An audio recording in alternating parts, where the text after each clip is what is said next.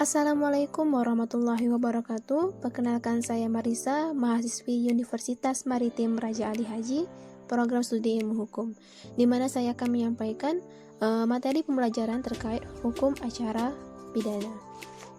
Di mana dalam pembahasan kali ini itu terdapat 4 poin.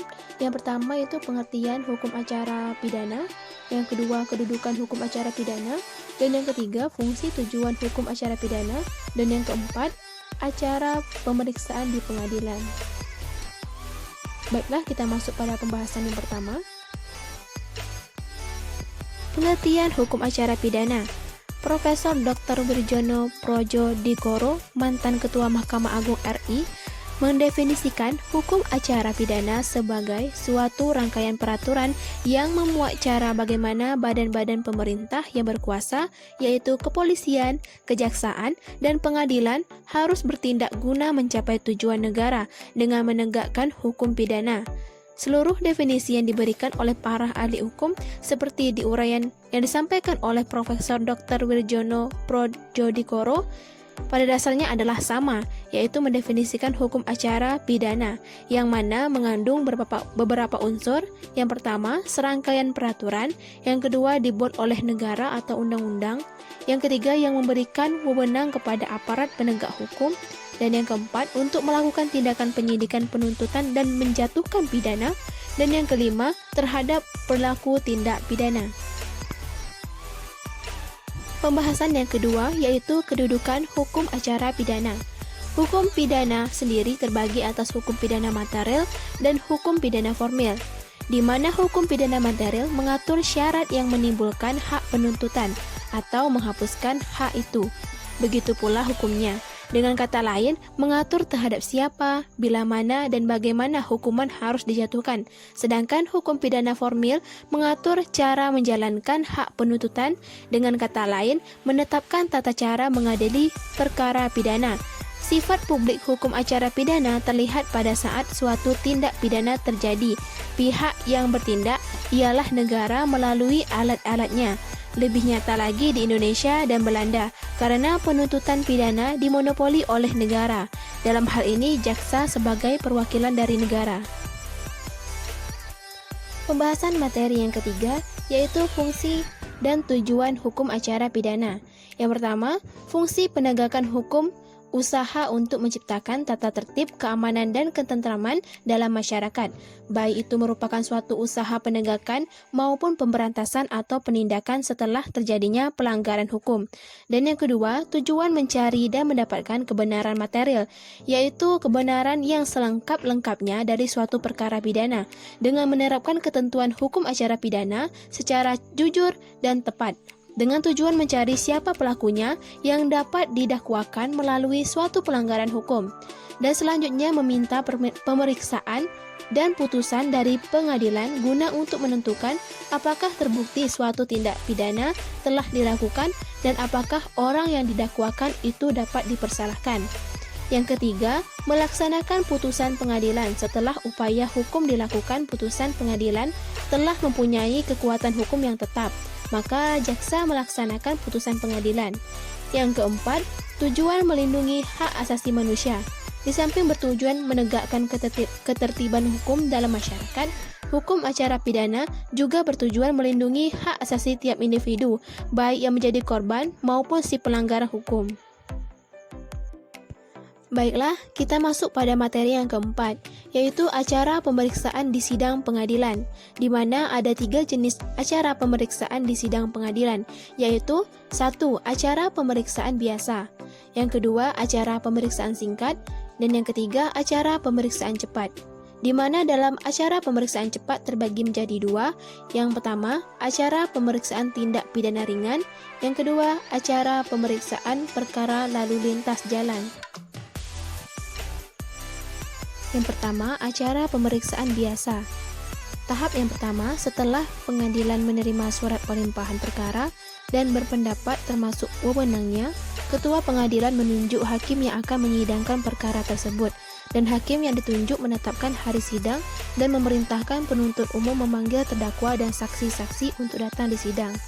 Tahap yang kedua, hakim ketua sidang membuka sidang dan menyatakan terbuka untuk umum. Ketiga, hakim ketua sidang meminta kepada penuntut umum untuk membacakan dakwaannya. Yang keempat, terdakwa dan atau penasihat hukumnya dapat mengajukan keberatan terhadap dakwaan penuntut umum dalam hal yang pertama, pengadilan tidak berwenang mengadili, yang kedua, dakwaan tidak dapat diterima dan atau surat dakwaan harus dibatalkan. Terhadap keberatan terdakwa atau penasihat hukum, penuntut umum mengajukan pendapat terhadap keberatan terdakwa atau penasihat hukum dan pendapat penuntut umum, hakim mengambil keputusan. Yang kelima, dilanjutkan dengan pemeriksaan saksi yang pertama, diperiksa saksi yang menjadi korban. Yang keenam, dalam hal diperlukan pendapat seorang ahli untuk membuat terang suatu perkara dan dapat diminta pendapat ahli. Ketujuh, dalam hal ada surat, maka surat harus diajukan dan dibacakan di sidang, dan kepada terdakwa diminta pendapatnya. Kedelapan, dalam hal barang bukti, maka barang bukti tersebut harus diajukan di sidang pengadilan dan dimintakan pendapat oleh hakim baik kepada saksi yang terkait juga kepada terdakwa itu sendiri. Terakhir, dalam pemeriksaan terdakwa, ia bebas untuk menjawab atau tidak. Kesembilan, setelah sidang dinyatakan selesai, penuntut umum membacakan tuntutan kepadanya. Dilanjutkan pembacaan pembelaan terdakwa atau penasihat hukum. Kesepuluh, putus pengadilan dapat berupa putusan bebas, putusan lepas dari segala tuntutan hukum, putusan tuntutan tak diterima, atau putusan pemindanaan. Kesebelas, terhadap putusan pengadilan, penuntut umum dan atau terdakwa dapat mengajukan upaya hukum. Baik, dalam acara pemeriksaan sidang di pengadilan, yang kedua yaitu acara pemeriksaan singkat, di mana yang diperiksa dengan acara pemeriksaan singkat ialah perkara kejahatan atau pelanggaran yang tidak termasuk acara pemeriksaan cepat dan yang menurut penuntut umum pembuktian serta penerapan hukumnya mudah dan sifatnya sederhana. Ketentuan yang berlaku dalam acara pemeriksaan biasa berlaku juga dalam acara pemeriksaan singkat, kecuali yang pertama, tidak perlu ada surat pelimpahan perkara. Yang kedua, penuntut umum menghadapkan terdakwa, saksi, ahli, juru bahasa kalau ada dan barang bukti yang diperlukan. Yang ketiga, sebagai pengganti surat dakwaan, penuntut umum memberitahukan dengan lisan dari catatannya kepada terdakwa mengenai tindak pidana yang didakwakan. Yang keempat, putusan tidak dibuat secara khusus, cukup dicatat dalam berita acara sidang. Hakim cukup memberikan petikannya. Yang kelima, hakim dapat memerintahkan penuntut umum untuk dilakukan pemeriksaan tambahan. Baik, untuk acara pemeriksaan sidang di pengadilan yang ketiga, yaitu acara pemeriksaan cepat, di mana dalam acara pemeriksaan cepat ini terbagi menjadi dua bentuk. Yang pertama, acara pemeriksaan tindak pidana ringan. Yang diperiksa dengan acara pemeriksaan tindak pidana ringan atau disingkat dengan TPRI ialah perkara yang diancam pidana penjara atau kurangnya paling lama 3 bulan dan penghinaan ringan dan bukan acara pelanggaran lalu lintas jalan, di mana penyidik atau kuasa penuntut umum menghadapkan terdakwa serta barang bukti, saksi, ahli, atau juru bahasa kalau ada ke sidang pengadilan tanpa dihadiri penuntut umum. Saksi diperiksa tidak disumpah berjanji kecuali hakim menganggap itu perlu, dan putusan hanya dicatat dalam daftar atau bekas perkara dan dalam buku register. Tidak ada berita acara dalam persidangan ini.